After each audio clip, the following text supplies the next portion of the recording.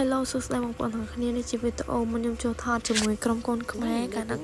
អត់នឹងឃើញអីទេនាំគ្នាបែកកណិតមុនដំបូងថតលេងសុកទេដល់ពេលនាំគ្នាអង្គុយនិយាយគ្នាចុះនិយាយគ្នាឡើងស្រាប់មានតែគេចង់ថតរឿងអត់តោះសាក់ថតរឿងលេងឯងប៉ុន្តែពេកខ្ញុំកាលហ្នឹងថតអត់មានបានលុយបានអីទេថតលេងឲ្យតែសប្បាយទេហើយខ្ញុំថតហ្នឹងថតអត់មែនមានកាមេរ៉ាមានអីទេខ្ញុំថតទូរស័ព្ទលេងមួយគ្នាខ្ញុំ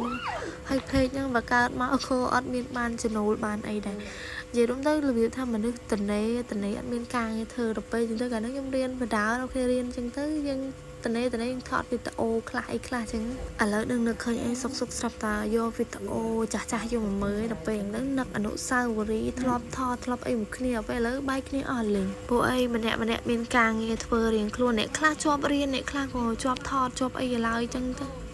បើនិយាយរួមទៅវាជា memory មួយដែលធ្វើឲ្យយើងអត់អាចភ្លេចបានណាគឺចាប់ផ្ដើមពីដំបូងមកគឺមានតែ 4-5 នាក់ហ្នឹងហើយបើនិយាយពីមុនចូលសម្ដែងជាមួយក្រុមហ៊ុនខ្មែរវិញ2ឆ្នាំមុនណាខ្ញុំធ្លាប់ឆាតទៅសុំគាត់ម្ដងដែរកាលណាគាត់រើសតួថតតែខ្ញុំចាទៅសួរគាត់ហ្នឹងកាលណាគាត់ពេញអស់ហើយស្រាប់តែចូលដល់ឆ្នាំ2025ពឹបនិស័យខ្ញុំជាមួយនឹងក្រុមហ៊ុនខ្មែរចាប់ផ្ដើមផ្សារភ្ជាប់គ្នាម្ដងតិចដល់ពេលយូរទៅខ្ញុំមកចូលថតហ្នឹងសប្បាយចិត្តមែនតើខ្ញុំគាត់ថាសំណាងខ្ញុំគាត់ថាបានទាំងមេល្អក្រុមការងារចិត្តទលានិយាយទៅអត់ក្តីសុខមែនតើហ្មង